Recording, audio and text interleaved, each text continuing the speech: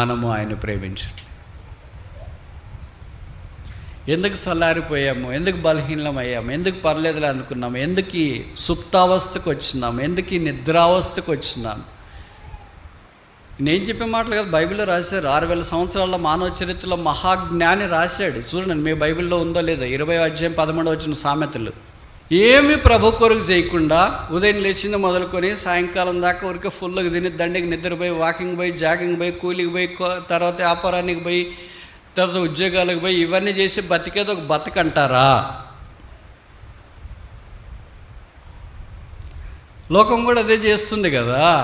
వాళ్ళు మనకింటి ఇంకా ఎక్కువ చేస్తారు. అంగళ్ళు పెట్టుకునే వాళ్ళు తెల్లవారుజామునే లేస్తారు. ఆసక్తితో ప్రార్థన చేయగా ఆకాశం వర్షమిచ్చు, భూమి తన ఫలమిచ్చు. ఏమైంది ప్రార్థన అంటే? ఆసక్తి. ఇంట్లో ప్రార్థన ఆసక్తి ఏమైంది? బాత్రూంలో పోయినా ప్రార్థన చేయొచ్చు, వాష్రూమ్కి వెళ్ళినా ప్రార్థన చేయొచ్చు, పొలం పనులు చేసినా ప్రార్థన చేయొచ్చు, ఎక్కడికి వెళ్ళినా ప్రార్థన చేయొచ్చు. ఒక్కడు ప్రార్థన చేసేవాళ్ళు ఉంటుంది కదా. 10 ఏళ్ల క్రితమే వచ్చినా ఇట్లే ఉంది, ఇప్పుడు వచ్చినా ఇట్లే ఉంది, ఇంకా 10 ఏళ్ల తర్వాత వచ్చినా కూడా ఇంతేనా? మీకు జీతాలు పెరిగినాయా? మీ కుటుంబం పెరిగిందే? ఒకరు ఇద్దరు అయినారు, ఇద్దరు ముగ్గురు అయినారు, ముగ్గురు నలుగురు అయినారు, నలుగురు ఇంతమంది అయినారు బ్రదర్ మా ఇంట్లోనా? అన్నీ అవుతున్నాయి. మీ తల వెంట్రుకలు కూడా తెల్లగైపోతున్నాయి. ఒక్క ప్రభు పని, ప్రభు కార్యాలు మాత్రము ఎక్కడ వేసినా గొంగడి అంటే ఇక్కడే ఉన్నాను గొంగడి అన్నట్టుంది. Psalm 69 reading all together verse 9. 69వ కీర్తన 9వ వచనం కలిసి చదువుదాం. నీ ఇంటిని గూర్చిన ఆసక్తి నన్ను భక్షించి ఉన్నది, నేను నిందించిన వారి నిందలు నా మీద పడి ఉన్నవి. మొదటి వరుస, నీ ఇంటిని గూర్చిన ఆసక్తి నన్ను భక్షించి ఉన్నది. దేవుని ప్రజల మధ్యలో దేవుని గూర్చిన ఆసక్తి తగ్గిపోవడం ఎక్కువగా చూస్తున్నాం. ఇది ఇక్కడే కాదు, ప్రపంచ క్రైస్తవ సంఘాల్లో ఉన్న లోపం. అయితే దాన్ని దిద్దుకొని తిరిగి పుంజుకొని ప్రభు కొరకు సాగిపోవటానికే ప్రభు మనకు అవకాశాలు ఇచ్చి ఆయుష్ పెంచుతున్నాడు. నీ ఇంటిని కూర్చున్న ఆసక్తి నన్ను భక్షించుతున్నది. యేసు ప్రభు వారు ఇదే వాక్యమే పరిచర్య మొదట్లో ఆయన నోట్లో నుండి సైడ్ చేసింది. ఇది అంటే వివరించింది. యోహాను సువార్త 2వ అధ్యాయంలో మనము ఈ మాట యేసు ప్రభు ప్రస్తావించింది చూడవచ్చు. First citation from the mouth of Christ from the old testament. పాత నిబంధన నుండి యేసుక్రీస్తు ప్రభువారి నోట్లో నుండి వచ్చిన మొదటి సైటేషను పరిచర్యకు వచ్చిన తర్వాత యోహాను 2:17లో నీ ఇంటిని కూర్చున్న ఆసక్తి నన్ను భక్షించుచున్నది. కనుక ఆసక్తి అంటే జియో, తృష్ణ, ఇష్టము, ప్యాషన్, వాంఛ, ఇవన్నీ పదాలు దాంట్లోకి వస్తాయి. ఈ ఆసక్తిని గురించి బైబిల్లో చాలా రెఫరెన్స్లు ఉన్నాయి. నేను ఇప్పుడు అన్నీ చెప్పను కానీ ఒక 5 చెప్పడానికి ప్రయత్నం చేస్తాను. రకరకాలైన ఆసక్తి ప్రస్తావించబడింది. అన్నీ పాజిటివ్, నెగిటివ్ కూడా ఉంది. అంటే ఉండకూడని ఆసక్తి మనకు ఉంటుంది. యూజువల్గా అదే కదా ఉండేది. ఉండాల్సింది ఉండదు. ఏది ఉండాలో అది ఉండదు, ఏది ఉండకూడదో అది ఉంటుంది. కనుక ఏది ఉండాలో అది చెప్పడానికి ప్రయత్నం చేస్తా. మొదట మనకు ఉండవలసిన ఆసక్తిని గురించి కీర్తనలో చాలా సంగతులు ప్రస్తావించినారు. మొదటిది ఏంటంటే ఆసక్తి లేదని తెలుసుకోవడమే. బాగానే ఉందిలే, ఏమైంది, ప్రార్థన చేస్తున్నా, వాక్యం చదువుతున్నా, మందిరం పోతున్నా, పరిచర్య పోతున్నా, అన్నీ బాగానే ఉన్నాయి కదా అని అనుకుంటే ఈ వాక్యం మీకు కాదు. నాలో ఆసక్తి లేదని నాలాంటి వాళ్ళకి ఈ వాక్యం. మొదటిది ప్రకటన గ్రంథం 3:19.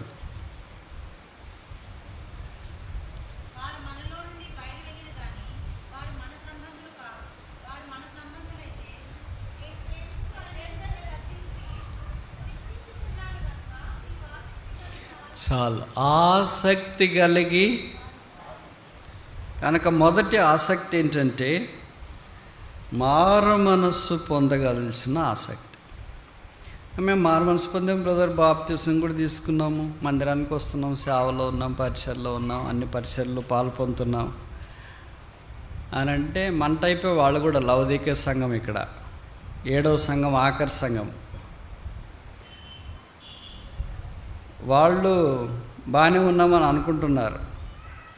సేమ్ టు సేమ్ మన మాదిరే అనమాట.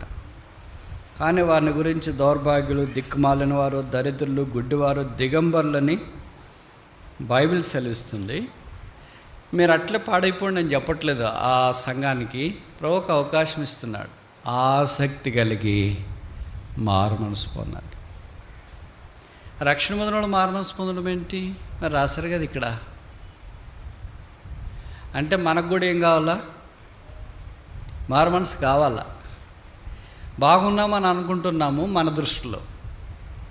చూడండి, అంటే ఇట్లా జరగాలని అనుకో, మామూలు మనం బయటికి పోతున్నాడు, ఏదో కింద పడినాం అనుకోండి, ఇది చెయ్యి ఏదో ఎరిగింది, మీకు చెయ్యి చూసేవాళ్ళకి ఎట్లుంటుంది?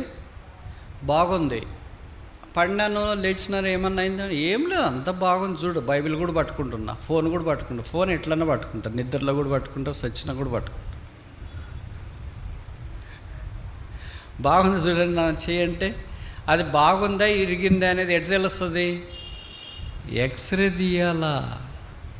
అందుకే డాక్టర్ దగ్గరికి వెళ్ళి ఎక్స్రే తీస్తే అప్పుడు చెప్తారమ్మా, ఈ వేలు ఎమక కొద్దిగా చీలింది, ఎయిర్లైన్ ఫ్రాక్చర్ అంటారు. అంటే మన తల వెంట్రుకల అంత చిన్నగా ఫ్రాక్చర్ వచ్చింది అని. అది ఎక్స్రే పోనంత దాకా బాగుంది బాగుంది బాగుందంట. ఈ వాక్యము మనకి ఎక్స్రే. ఈ వాక్యం ఎక్స్రే మిషన్ దగ్గరికి వస్తే స్కాన్ చేస్తుంది. బాగున్నాను అని మనం చెప్తాము, వాక్యం ఏం చెప్తుంది? బాగలేవు అని చెప్తుంది. ఏమైనాను అని నువ్వు చెప్తావు, చూసుకో అని వాక్యం చెప్తుంది. చూసుకుంటే ఏం కనపడట్లేదని మనం చెప్తాము, వాక్యం ఏం చెప్తుంది? పైనుండి కింద దాకా నల్ల హృదయం అని, రవి హృదయం అని పాతకాలంలో పల్లెలకి వెళ్ళి సువార్త చెప్పేటప్పుడు హృదయం అని ఒక పెద్ద పటం ఉండేది.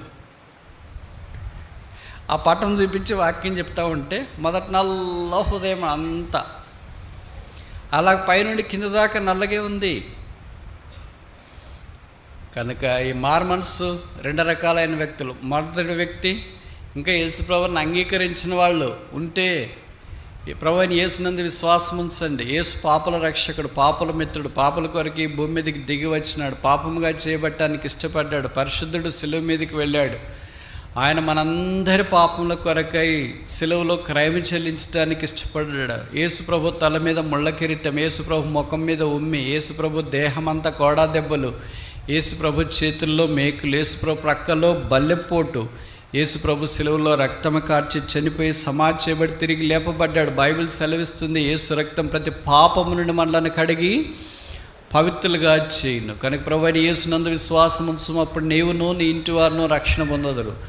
రక్షణ పొందకుండా మందిరానికి వస్తున్నా, బైబిల్ చదువుతున్నా, ప్రార్థన చేస్తున్నా, పరిచర్లో పాల్పొందుతున్నా, ఇవన్నీ నువ్వు చేయొచ్చు, కానీ అవి నీకేం ఉపయోగం ఉండదు. ఒకవేళ మరణం అనేది సంభవిస్తే, అలాగ జరగాలని ఎవరు కోరుకోము, కానీ కోరని కొన్నిసార్లు జరుగుతుంటాయి. ఆ దాంట్లో ఇది కూడా జరిగిందనుకో, అంతం ఎక్కడా, నిత్యత్వం ఎక్కడా?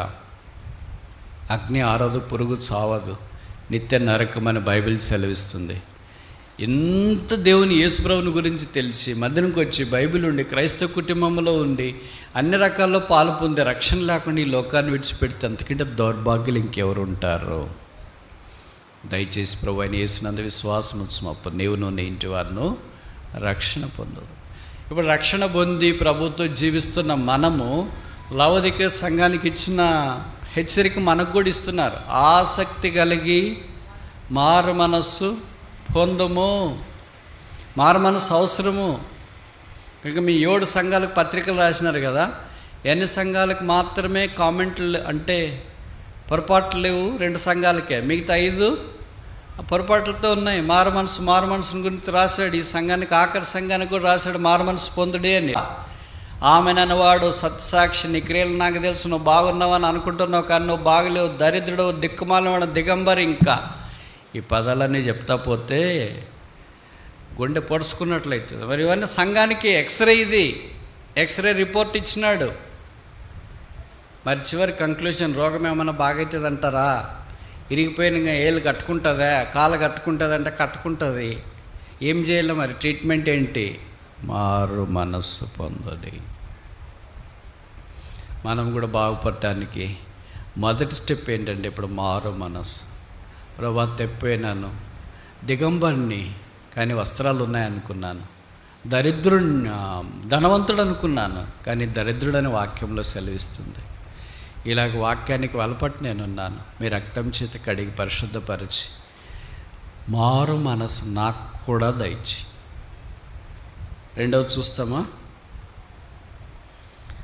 ఇవన్నీ పరిచయమైన వాక్య భాగాలే. ఇప్పుడు మారు మనసు పొంది అంటే రక్షణ పొందిన తర్వాత సంగతే ఇది నేను చెప్పేది. ఇప్పుడు ప్రభు పనిలో సాగిపోవాలి. నెహెమ్యా 3వ అధ్యాయం 20 వచనం. నహమయా చాప్టర్ 3 verse 20.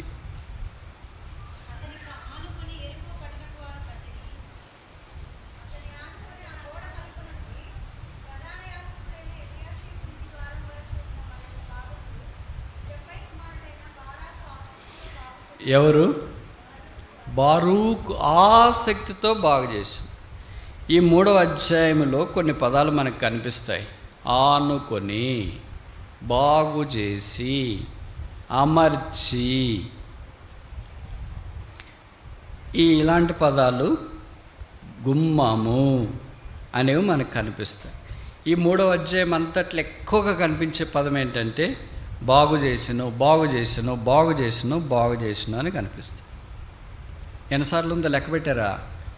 మీకు ఎవరికైనా ఆ వాక్యం అంటే ఇంట్రెస్ట్ ఉన్నోళ్ళు, నేర్చుకోవాలనే స్క్రిప్చురల్ స్టూడెంట్స్ ఉంటే ఇంటికి వెళ్ళిన తర్వాత ఈ ఎక్సర్సైజ్ చేయండి. ఈ 3వ అధ్యాయంలో అమర్చెను, బాగు చేసెను, ఆనుకొని, గుమ్మము అనే మరలా కనిపిస్తాయి.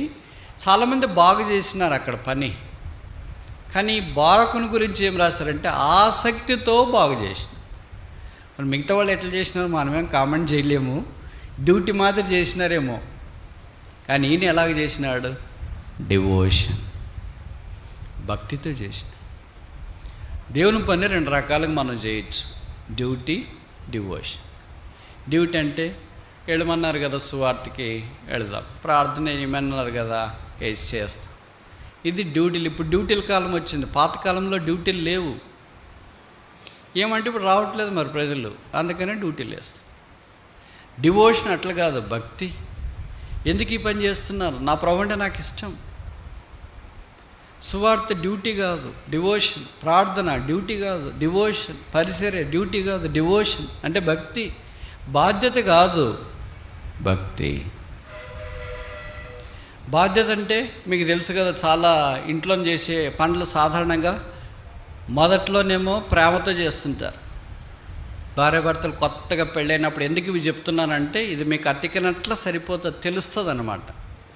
బయట వేరే ఉదాహరణ చెప్పినా మనకు కంప్యూటర్, ల్యాప్టాప్ అని మీకు అర్థం కాదు కదా. అందుకనే కొత్తగా పెళ్ళై పిల్లలు చిన్నగా పెద్దగా అవుతున్నప్పుడు మీకు ఎంతో ఇష్టం పిల్లలంటే, భర్త అంటే, భార్య అంటే, కుటుంబం అంటే. అందుకని అన్నీ ఎలాగ చేస్తుంటారంటే నిద్ర తక్కువైనా, భోజనం తక్కువైనా, బట్టలు తక్కువైనా, ఏది ఇబ్బంది అయినా కనపడదు. పిల్లలు పెద్దగా అటు ఇటు రెక్కలు వచ్చి ఎగిరిపోతే భార్య భర్తలు ఇద్దరే ఉంటారు అనుకో, పోట్లాట్లు ఎక్కువైతాయి. ఇప్పుడు బాధ్యత. మాత్రలు వేసుకున్నావా? వేసుకున్నానులే. ఏం సస్తాడేమో అని ప్రేమ కాదు.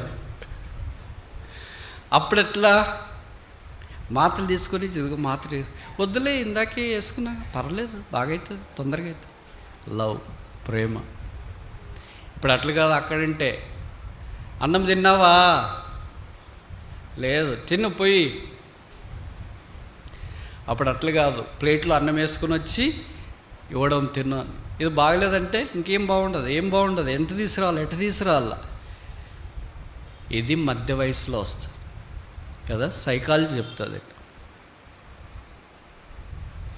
బాధ్యత. చాలామందికి సమస్యలు వచ్చి పిల్లలైనా కూడా ఆ పెళ్ళి విషయంలో దూరంగా ఉంటారు. ఒకే ఇంటి కప్పులోనే ఉంటారు.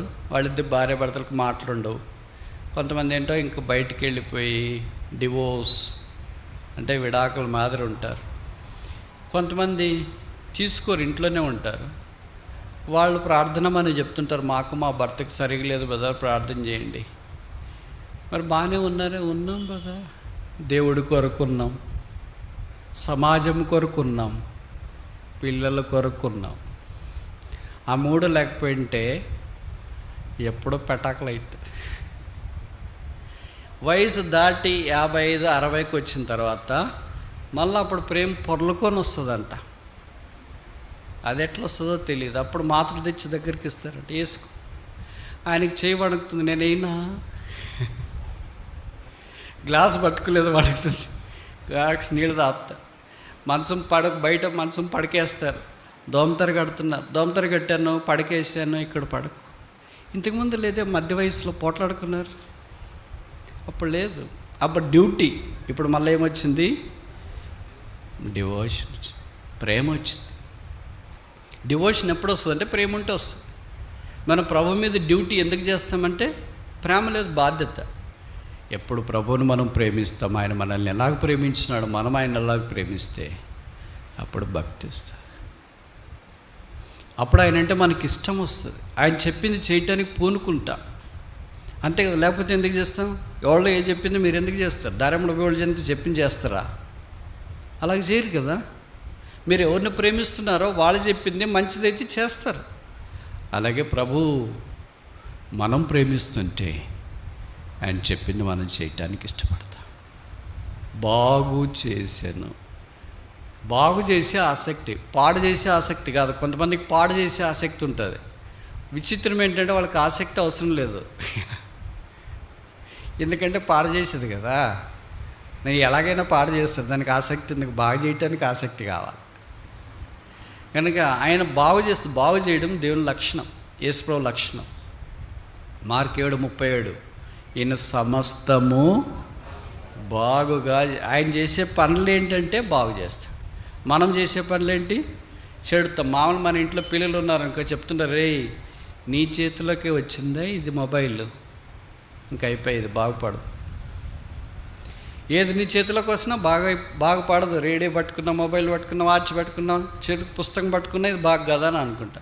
ఎందుకంటే వాళ్ళ చేతులు అట్లుంటాయి కొన్ని. యేసుప్రభు చేయి అలాంటిది కాదు, అది బాగు చేస్తుంది. రోగులను బాగు చేసింది, కుష్ఠరోగులను బాగు చేసింది, దిక్కులేని వారిని బాగు చేసింది, విధవలను బాగు చేసింది, రక్తస్రావంతో బాధపడుతున్న వారిని బాగు చేసింది, గుడ్డి వారిని బాగు చేసింది, పక్షవాయుతో బాధపడుతున్న వారిని బాగు చేసింది, చనిపోయిన వారిని కూడా బాగు చేసింది. ఆయన ఎప్పుడు బాగు చేసేవాడు.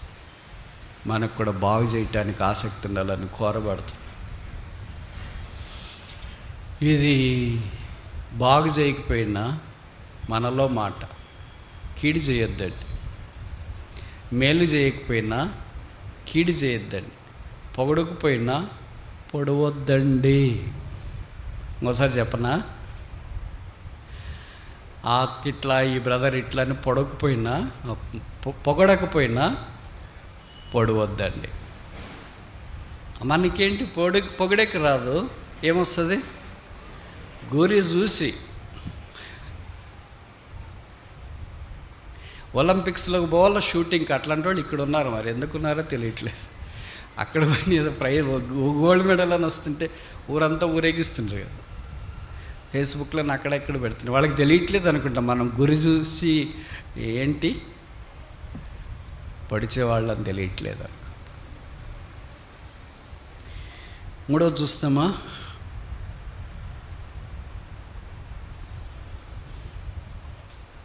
రోమా 14:19.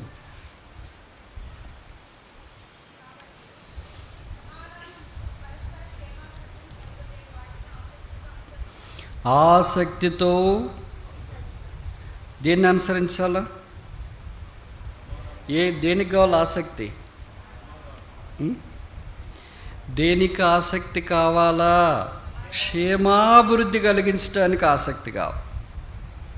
వెంటాడటానికి ఆసక్తి కావాలి, దైవికమైన దాని కొరకు ఆసక్తి కావాలి. నేను ఇప్పుడు విశేషణాలు చెప్పట్లేదు, అది వేరే ఉన్న 5 పాయింట్లు. ఇక మామూలు ఆసక్తి, ఇది మామూలుగా ఉండాల్సింది. మినిమం అంటే 35 మార్కులకు పాస్ అవుతాం కదా 100కి, అట్లాంటిది ఇది. నీకు ఫస్ట్ క్లాస్ రావాలా, డిస్టింక్షన్ రావాలా అంటే అది వేరే. ఇది కేవలం 35 మార్కులు పాస్ సబ్జెక్టు యూనిట్. మొదటిది ఏంటి? మారు మనసు పొందాలి ఆసక్తితో. రెండవది ఏంటి? ఆసక్తితో బాగు చేయాలి. మూడవది ఏంటి? ఆసక్తితో ఇతరుల క్షేమం చూడాలి. రాజలాంటివాడు మీకు క్షేమం కలుగునుగాక అని రాశాడు. నరేష్ దానియేలు గ్రంథంలో మనం చూస్తాం. పీస్ బి అంటు యూ అని ఇంగ్లీష్లో ఉంటుంది. ఎవరికైనా మనం క్షేమం కోరాలా, క్షామము కాదు, కీడు కాదు, నష్టము కాదు. కానీ మనకు అట్లుండదు. వేరే వాళ్ళు బాగలేరంటే బాగైంది బ్రదర్, దేవుడేం గుడ్డోడా. వేరే వాళ్ళు బాగున్నారని చెప్తే అన్నీ రకరకాలు చేస్తారులే, చేయాల్సినవన్నీ చేస్తారు, బాగలేకుండా ఇంకా ఎట్లా ఉంటారులే. మన నోరు ఏది మెచ్చుకోదు. ఏ విషయమైనా మనము 3 రకాలుగా ఆలోచించవచ్చు. మొదటిది పాజిటివ్, రెండవది అంటే మంచిగా, రెండవది నెగిటివ్ చెడ్డగా, మూడవది తటస్థంగా. ఒక వ్యక్తిని గురించి మనము మంచి లక్షణాలు ప్రతి వ్యక్తిలో ఉంటాయి. ఆ బ్రదర్ బాగా ప్రార్థన చేస్తాడు, బాగా వాక్యం చెప్తాడు, బాగా పాటలు పాడతాడు, బాగా పరిచయం చేస్తాడు, మంచి లక్షణాలు. ఈ చెడు లక్షణాలు ఏదో కొద్దిగా ఉండొచ్చు. ఎక్కువ తింటాడు, ఎక్కువ నిద్రపోతాడు, ఎక్కువ మాట్లాడతాడు, ఎక్కువ కోప్పడతాడు. ఇవి కూడా కొన్ని లక్షణాలు, చెడు లక్షణాలు ఉండొచ్చు. కనుక మంచి చెప్పేవాళ్ళము మంచి చెప్తారు, బాగా ప్రార్థన చేస్తారు, బాగా పరిచయం చేస్తారు, ఆ అక్క అన్నోళ్ళు ఆ కుటుంబము అని అంట. అలాగే చెడు మాట్లాడేటప్పుడు వాళ్ళకి షార్ట్ టెంపరు, వాళ్ళకి ఎక్కువ కోపము, అది ఇది తక్కువ చూస్తారు, వేరే వాళ్ళని అంత వాళ్ళే అనుకుంటారు, అది చెడు. రెండోది మధ్య రకం, మనకి ఎందుకు లెక్క దేవుడు చూసుకుంటాడు కానీ, ఇది మధ్య రకం. ఈ 3 రకాల్లో మనం ఏ రకం? మొదటి రకమా, రెండో రకమా, మూడో రకమా? అసలు మన రకమే లేదా? క్షేమాభివృద్ధి కలిగించే రకం ఎప్పుడు ఎలాగుంటుందంటే ఇతను ప్రోత్సహిస్తా.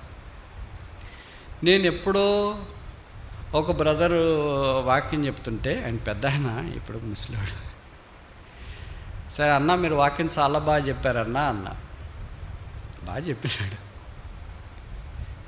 కాకపోతే ఆయన పెట్టే లింకులు ఎవరికి దొరకవు బైబిల్లో. అట్లా లింకులు పెట్టింటాడు, అంటే పాజిటివ్గా, దానికి దీనికి ఏమీ లింక్ ఉండదు, అది చదివించింటాడు.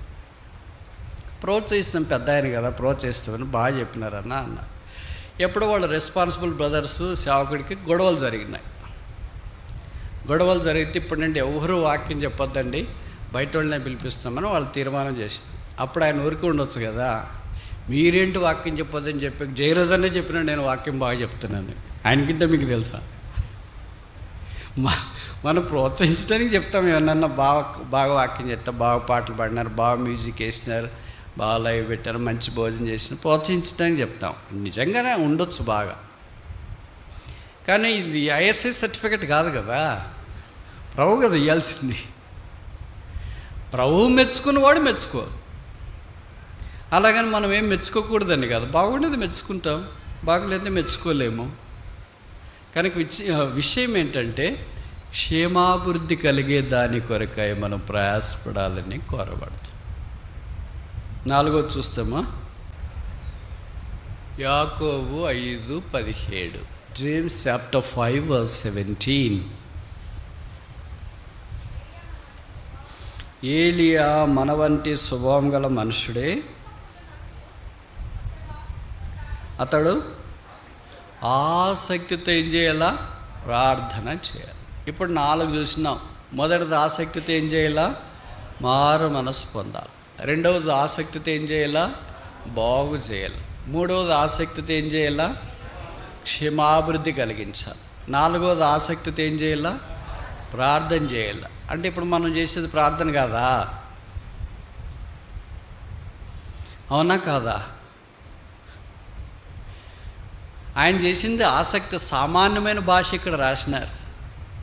వీళ్ళ గొప్ప ప్రవక్త. ఏలి అంటేనే యాజ్ ఫ్రమ్ అబౌవ్, పైనుండి వచ్చినవాడు అని అర్థం. ఆయన ప్రార్థనలకు ప్రభు జవాబిచ్చినాడు. గొప్ప ప్రవక్త, అయితే నిప్పు లాంటి ప్రవక్త అంటారు కదా, ఫైరీ ప్రాఫిట్ అంటారు. ఒక్కొక్కళ్ళు ఒక్కో రకంగా ఉంటారు. ఏలియామేమో ఫైరీ ప్రాఫిట్ అంటాము, పక్కన ఎలీషాకి వచ్చేటప్పటికి కూల్ ప్రాఫిట్ అంటాం, అంటే నెమ్మదిగా ఉంటాడు. వాళ్ళు వచ్చి చంపుతున్నారంటే రమ్మనన్న ప్రార్థన చేస్తాము. అదే ఏలియా దగ్గరికి వచ్చి చెప్పిన వాళ్ళు వచ్చి చంపుతారంటాడు, వాడు ఈడదాకా వస్తే బతుకుతాడా? ఆడే వస్తాడు. అదే ఆయన శక్తి. ఇద్దరు ప్రభుకు కావాలా. ఎలీషా లాంటి మృదు స్వభావి, ఏలియా వంటి ఫైరీ అగ్ని నిప్పురాజేసే ప్రవక్త. అలాగని నేను ఏలియా లాంటోడిని అని అంటే ఇక్కడ నిప్పు రాలట్లేదు కానీ బూడిద రాలుతుంది. ఆయన చాలా గొప్ప ప్రవక్త. ఎంత గొప్ప ప్రవక్త అంటే వాక్యంలో రాయబడింది, మొట్టమొదట ప్రార్థన చేసి ఆకాశాన్ని ఆపినవాడు ఆయనే. మొట్టమొదట ప్రార్థన చేసి ఆకాశాన్ని తెరిపినవాడు ఆయనే. మొట్టమొదట ప్రార్థన చేస్తే చనిపోయిన వారిని బైబిల్లో బాగు చేసి అంటే లేపినవాడు ఆయనే. ఎలీషా తర్వాత రెండో వ్యక్తి. మొట్టమొదట ఆకాశము నుండి అగ్ని కురిపించినవాడు ఆయనే. ఇలాంటివి యునిక్ ఫీచర్స్ ఆయనకి సంబంధించి చాలా ఉన్నాయి. ఆయనతో మనం మాట్లాడటానికి లేదు, ఆయన పేరు ఎత్తడానికి కూడా నాకు యోగ్యత లేదు. అలాంటి వాని గురించి యాకోబు 5:17 అంటాడు, ఏలియా మన వంటి స్వభావం గల ఎవరంట? ఆయన ఎవరుంట? ప్రవక్త కాదా? దైవసేవకుడు కాదా? ప్రార్థనాపాడు కాదా? ఎవరంట?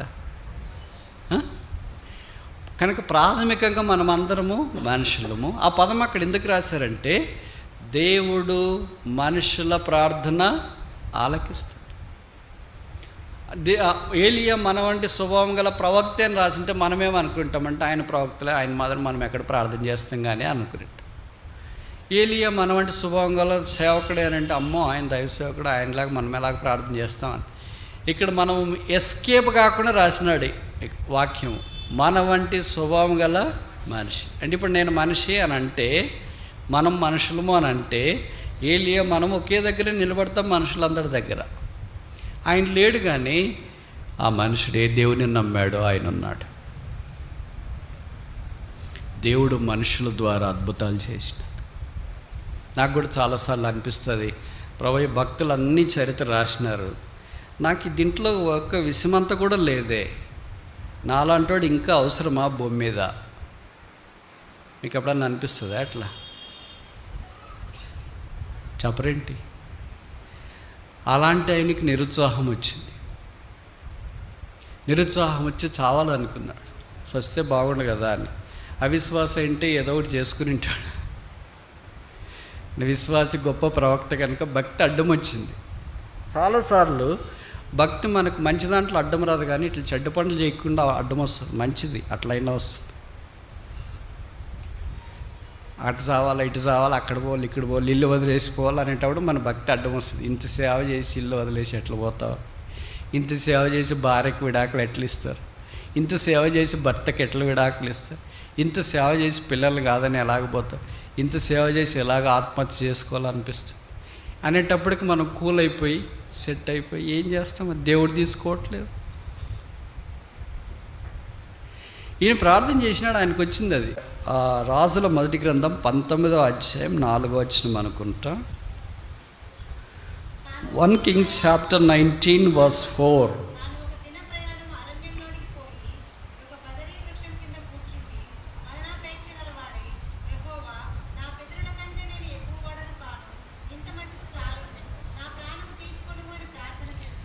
ఇది ఎప్పుడైనా మీరు చదివినారా? ఏ పెదవులైతే ఆకాశం ముయ్యబడను గాక అని ప్రార్థన చేసినాయో, ఏ పెదవులైతే ఆకాశం తెరవబడను గాక అని ప్రార్థన చేసాయో, ఏ పెదవులైతే ఈ చిన్న శవములో నుండి జీవం వచ్చును గాక అని ప్రార్థన చేసినాయో, ఏ పెదవులైతే ఆకాశంలో నుండి అగ్ని కురిపించని ప్రార్థన చేసినాయో, అదే పెదవులు ఇక్కడ ప్రార్థన చేసినాయి, నా ప్రాణము తీసుకునము అని ప్రార్థన చేసిన. తెలుగులో బాగా రాశారు. అని అనుకునేను కాదు, ఆలోచించను కాదు, తలంచను కాదు, అని ప్రార్థన చేసాను. ఇట్లు కూడా ప్రార్థన చేస్తారా? విచిత్రం ఏంటంటే దేవుడు ఏలియా చేసిన అన్ని ప్రార్థనలకు జవాబు ఇచ్చినాడు, దీనికి తప్ప. ఈ ప్రార్థన నన్ను తీసుకున్నామంటే దేవుడు ఆయన తీసుకోలేదు, అంటే ఆయన ప్రాణాన్ని తీసుకోలేదు కనుక ఆయన ఈ ప్రార్థనకి ఈ రోజు దాకా కూడా జవాబు రాలేదు. ప్రార్థన పడందామా కాదా? ఆయన ప్రార్థనకి జవాబు రాలేదు ఈ రోజు దాకా. పైపెచ్చి ఏం జరిగింది తెలుసా? ఆయన భౌతికంగా చనిపోలేదు. బైబిల్లో రాయబడింది, ఆయన కొనిపోబడి was taken up, no death, మరణం లేకుండా పైకి కొనిపోబడ్డాడు. ఎలీషా చూసి నా తండ్రి నా తండ్రి కేకలేసినాడు, కానీ ఆయన వెళ్ళిపోయాడు. తర్వాత మత్తయి సువార్త 19లో మన్నించాను. 17వ అధ్యాయం రూపాంతర కొండ మీద మోషే ఏలియా కనిపిస్తున్నారు. యేసు ప్రభు ఇతర శిష్యులతో అక్కడ కనిపించిన. బైబిల్ పండితులు అంటారు, ప్రకటన గ్రంథంలో 2 ప్రవక్తలు ఉంటారంట కదా, వాళ్ళిద్దరు కిందకు వస్తారంట కదా, సువార్త ప్రకటిస్తారంట కదా, వాళ్ళిద్దరిని చంపేస్తారంట కదా. వాళ్ళిద్దరిలో ఒక ప్రవక్త బాషి ఏలియా అయ్యుండొచ్చు. ఆయన ప్రార్థన చేస్తే దేవుడు జవాబు ఇవ్వగలడు. ఆయన ప్రార్థన చేస్తే దేవుడి జవాబు కూడా ఇవ్వకుండా ఉండగలడు. ఇప్పుడు మనం ఎట్లా ప్రార్థన చేస్తున్నాం మరి చెప్పరేంటి? మీకేం అనిపించట్లేదా? నాకు చాలా అనిపిస్తుంది, బాధ వేస్తుంది. నేను కూడా ఈ ప్రార్థన దాదాపు ప్రతిరోజు చేస్తున్నా, తీసుకోవట్లేదు. మీరన్నా చేయండి. ఈ భూమి మీద ఏం లాభం లేదు. ఈ బైబిల్ చదువుతున్నప్పుడు ఈ ప్రవక్తలు ఇంత చేశారేంటి? వాళ్ళు చూస్తే హడాల్, మాట్లాడితే జవాబు. ఈ ఫలానాది కలగను కాకంటే కలిగింది. ప్రభువు యొక్క కార్యక్రమాలు అలాగ జరిగినాయి. అదే కొత్త నిబంధనలోకి వచ్చిన తర్వాత పౌలు చేత దేవుడు విశేషమైన అద్భుతములు చేశాను. అందుకే ప్రజలు యేసు యందు విశ్వాసం, ఎంత భక్తులు ఎంత ప్రార్థన చేసినారు, ఎంత పరిచర్య చేసినారు, ఎంత దేవుడి కొరకు జీవిస్తారు. బతికితే ప్రభు కొరకే, లేకపోతే లేదన్నట్లు చేసినారు. ప్రభు కాలం సంపూర్ణమైనప్పుడు వారిని తీసుకున్నారు. 30-40 ఏళ్ళు లోకాన్ని పరిపాలించేవాళ్ళు కొంతమంది, లోకానికి టెక్నాలజీ ఇచ్చిన వాళ్ళు కొంతమంది. నాకు తెలిసి ఇక్కడ 90% మందికి సగం జీవితం అయిపోయింది. అంటే 35 ఏళ్ళు దాటితే సగం అయిపోయినట్ల. ఇంకా సగమే ఉండేది 70 దాకే. అధిక బలం ఉంటే 80. అప్పుడు కూడా ఇంక కష్టమే, కూర్చుంటే లేలేరు, లేస్తే కూర్చోలేరు. అదే మాత్రలు తీసుకురామ్మా, నీళ్ళు తీసుకురామ్మా, ఇదే శబ్దాలు వినిపిస్తాయి ఇంట్లో కదా. ఇంకెప్పుడు చేసేది ప్రభు కొరకు. ప్రభు కొంతమంది ఆయనకి ఇష్టమైన వారు పరిచయం అయిపోయిన తర్వాత పిలుచుకుంటున్నాడు, నర్లారా రండి అని. పిట్టల కోలాహలం తగ్గిపోతుంది, నిశ్శబ్దం అవుతుంది. ఈ పిట్టలు ఏమో కోలాహలం చేయకుండా ఉండిపోయినాయి. కొన్ని పిట్టలు కోలాహలం చేయకుండా ఇంట్లోనే ఉండిపోయినాయి. కొన్ని పిట్టలు ఏమో వాళ్ళ పనుల్లో బిజీ అయిపోయినాయి. కొన్ని పిట్టలు అంటే పక్షులు, కొన్ని పక్షులేమో కిలకిల రవం చేసి, నేను చెప్పే మాటలు కదా బైబిల్లో రాశారు చూడండి. మళ్ళీ నేను చెప్తున్న సొంతంగా ఈయన అనుకుంటారు. నేను చెప్పే మాటలు సొంతంగా చెప్పినట్లు మీకు అనిపిస్తాయి, కానీ బైబిల్లో పదాలు. పరమగీతము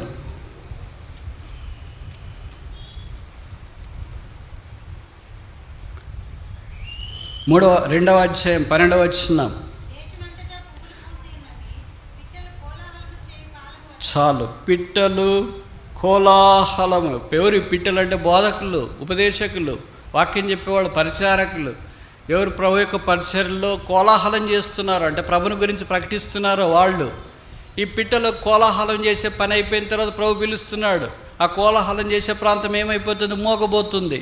మరి మిగతా పిట్టలు ఏం చేయిస్తున్నాయి? అవేం కోలాహలం చేయట్లేదు, అంటే ఏం శబ్దం చేయట్లేదు, అంటే ప్రభుని గురించి ప్రకటించట్లేదు. మరి ఎంతకాలం అలాగే ఉంటాం. ఎంతకాలం జరిగితే అంతకాలం. ఏం చేస్తాం బ్రదర్? ఏక మనసు లేదు కదా, మరి అంతే. పరలోకానికి పోయిన తర్వాత కూడా అంతే. వాళ్ళు అక్కడ ఉంటారు, వీళ్ళు ఇక్కడ ఉంటారు. దేవదూత వచ్చి ఏం బ్రదర్ మీరంటే వాళ్ళు ఏక మనసు లేదులేండి.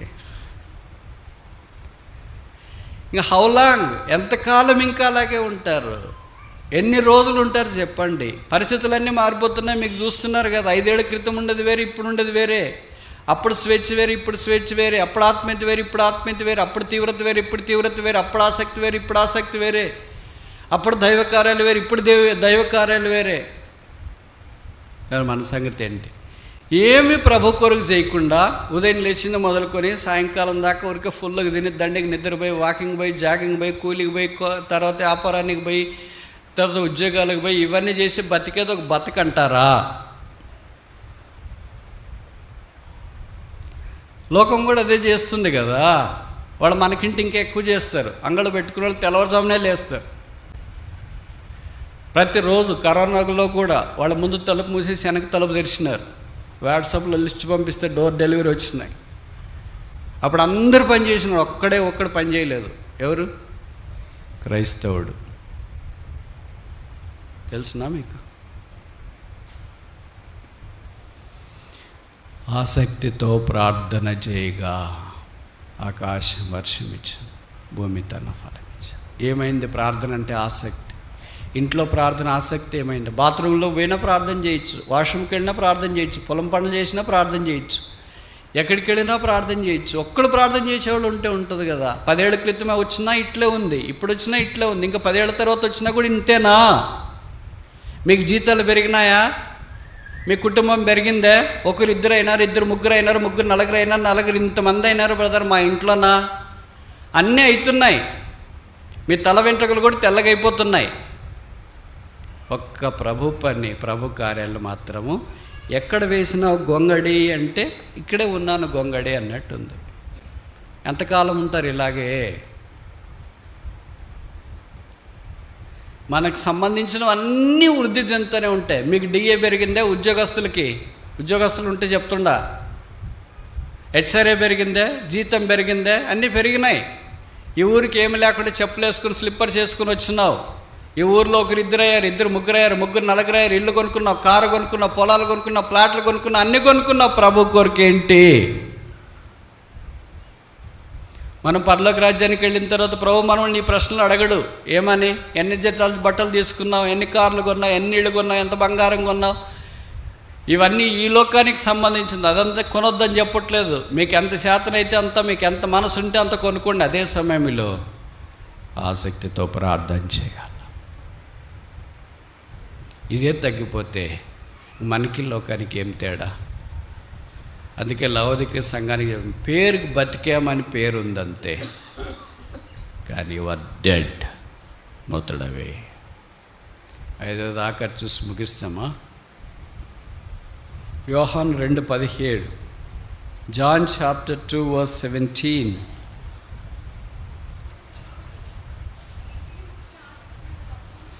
నీ ఇంటిని గూర్చిన ఆసక్తి నన్ను భక్షించుచున్నదని వ్రాయబడి ఉన్నట్టు జ్ఞాపకము చేసుకొనిరి. ఈ 2వ అధ్యాయంలో మనం చూస్తాం కదా, యేసుప్రభువు వారు ఆ దేవాలయాన్ని పడగొట్టి 3 దినాల్లో నేను లేపుతా అని చెప్తే వాళ్ళు అనుకున్నారు భౌతికమైన దేవాలయం అది అని అనుకున్నారు. అందుకే యూదులు ఈ దేవాలయం 46 సంవత్సరాలు కట్టినారే, నువ్వు 3 దినాల్లో దాన్ని ఎలాగ లేపుతావు అంటే యేసుప్రభువు వారు తన శరీరం అనే దేవాలయాన్ని గురించి ఈ మాట చెప్పాను అని రాసినారు. కనుక యేసుప్రభువు వారు పాత నిబంధనలోని మొట్టమొదటి తన నోటితో చెప్పిన కొత్త నిబంధన వాక్యం యొక్క సందర్భం ఏంటంటే దేవాలయం, ఆయన ఇల్లు. అక్కడ శుభ్రం చేసే కార్యక్రమం మొదలుపెట్టినట్లు వాక్యంలో మనం చూస్తాం. నీ ఇంటిని గురించిన ఆసక్తి నన్ను భక్షించుతుంది. ప్రభు ఇంటిని గురించి మన సంగతి ఏంటి? నేను ఇలాగ చెప్తుంటే మీరు అనొచ్చు, బ్రదర్ ఎంత పట్టించుకుంటే అంత సమస్యలండి. అవును, మరి తప్పదు. మీరు ఇంట్లో కూడా సమస్యలు లేవా? మా ఇంట్లో సమస్యలు లేవు అనేవాళ్ళు చేయొద్దండి. ఎవరన్నా ఉన్నారా? మేము పనిచేసే దగ్గర, కూలికి పోయిన దగ్గర, ఫ్యాక్టరీల దగ్గర, కంపెనీల దగ్గర, పొలాల దగ్గర ఎక్కడ సమస్యలు లేవు? ఎక్కడున్నాయి, కానీ తీవ్రత కొన్ని చోట్ల ఎక్కువ ఉంటాయి, కొన్ని చోట్ల తక్కువ ఉంటాయి. కొన్ని చోట్ల మనం భరించగలిగాని ఉంటాయి, కొన్ని చోట్ల మనం భరించలేనని సమస్యలు ఉంటాయి. సమస్యలు ఉండనే ఉన్నాయి. అయితే ప్రభు ఈ దేవాలయాన్ని పడగొట్టుడి. భౌతికమైన దేవాలయం, భౌతికమైన సంగతులు అన్నీ పడగొట్టబడితే ఆయన శరీరం అనే దేవాలయము. అది ఎఫెసీ 1లో మనం చూస్తాం. Christ the head of the church which is his body. క్రీస్తు సంఘమునకు శిరస్సు, సంఘము ఆయన శరీరం. ఇప్పుడు ఆయన శరీరాన్ని లేపుతాడంట. కనుక ఏది పడగొట్టబడుతుందో, భౌతికమైనది పడగొట్టబడినప్పుడు ఆత్మీయమైనది లేస్తుంది. ఇప్పుడు మనకు భౌతికమైనది పడగొట్టబడినప్పుడు ఆత్మీయమైనది లేపబడట్లేదు. అందుకే నీ ఇంటిని గురించిన ఆసక్తి నన్ను భక్షించు, వెళ్ళిపోక మన సంగతి ఏంటి? దేనికన్నా ఆసక్తి? మీరు రక్షణ పొందినప్పుడు ఎలాగుందే మీకు ఆసక్తి? మీకే కాదు, నాకు, ఎవరికైనా మనం చూసుకుంటే ఎలాగుండేది? ప్రభు కొరకు ఈరోజు చచ్చిపోయినా పర్లేదని అనుకునేవాళ్ళం కదా. ఇప్పుడు ఏమైంది? ప్రార్థన అంటే తగ్గిపోయింది, వాక్యం అంటే తగ్గిపోయింది, పరిచర్య అంటే తగ్గిపోయింది, ప్రభు కొరకు జీవించాలంటేనే తగ్గిపోయింది. ప్రభు కొరకైనా ఆ వాంఛ, ఆ తృష్ణ, ఆ ఇచ్ఛ, ఇవన్నిటికి మూలం ఏంటంటే మనము ఆయన ప్రేమించట్లేదు. ఎందుకు సల్లారిపోయాము? ఎందుకు బలహీనమయ్యాము? ఎందుకు పర్లేదులే అనుకున్నాము? ఎందుకు ఈ సుప్తావస్థకు వచ్చినాము? ఎందుకు ఈ నిద్రావస్థకు వచ్చినాము? నేను చెప్పే మాటలు కదా, బైబిల్లో రాశారు. 6000 సంవత్సరాల మానవ చరిత్రలో మహాజ్ఞాని రాశాడు. చూడండి, మీ బైబిల్లో ఉందో లేదో. 20వ అధ్యాయం 13వ వచనం, సామెతలు 20వ అధ్యాయము 13వ వచనము. చాలు, ఇది కూడా ఆసక్తి ఉంటా. ఇది చూడండి, ఇట్లాంటి ఆసక్తి చెప్పినాను అనుకో, మీరు షాక్ అవుతారా? రే, ఇట్లాంటివి కూడా రాసినారా బైబిల్లోనని? అట్లాంటివి కనీసం 5 ఉంటాయి. దాంట్లో మొదటిది ఏంటి? నిద్రాసక్తి. ఇది నాకు లేదని ఎవరైనా ఉంటే చేయొద్దండి. నిద్ర అంటే 6 గంటల నిద్ర అనే దాని గురించి కాదు, ఆత్మీయమైన నిద్ర. 1 కొరింథీ 11వ అధ్యాయంలో రాసినారు కదా, అయోగ్యంగా మీరు బలలో పాలు పొందుతున్నారు కనుక అనేకులు బలహీనులై ఉన్నారు, రోగులై ఉన్నారు. చాలామంది ఎట్లా నిద్రపోతున్నారంట? ఆసక్తితో నిద్రపోతున్నారు. అదేం నిద్ర తెలియట్లేదు, ఎంత లేపినా లేయట్లేదంట. అంటే ఎంత లేపినా లేయట్లేదంటే అర్థం ఏంటి? ఎంత వాక్యం చెప్పినా, ఎంత ప్రోత్సహించినా, ఎంత భుజం తట్టినా, ఎంత ధైర్యపరిచినా, ఎంత ప్రభు కొరకు లైట్ వెలిగించాలని ప్రయత్నం చేసినా లేవట్లేదు వాళ్ళు. కారణం ఏంటంటే నిద్రాసక్తి కలిగి. This is the real x-ray picture of the church today. సంఘం యొక్క ఎక్స్రే చిత్రపటం ఇది. ఇప్పుడు చాయిస్ మనకే. ఎక్స్రేని బట్టి రోగమేమో, సమస్యలేమో తెలిసినాయి, ట్రీట్మెంట్ కూడా పక్కన రాసినారు. ట్రీట్మెంట్ తీసుకొని బాగుపడాలా, లేకపోతే నాకు ఇలాగే ఇరిగిపోయిన చెయ్యి, ఫ్రాక్చర్ అయిన చెయ్యి, అట్లే ఉండాలే సచ్చేదాకా, ఏది పెడితే అది కానీ అని ఉండాలా. తీర్మానం ఏంటి? నీటిని కూర్చిన ఆసక్తి నన్ను భక్షించుచున్నది. ప్రభు మనలో దైవిక ఆసక్తి కలిగించి ఆయన కొరకు వాడుకొనుగాక.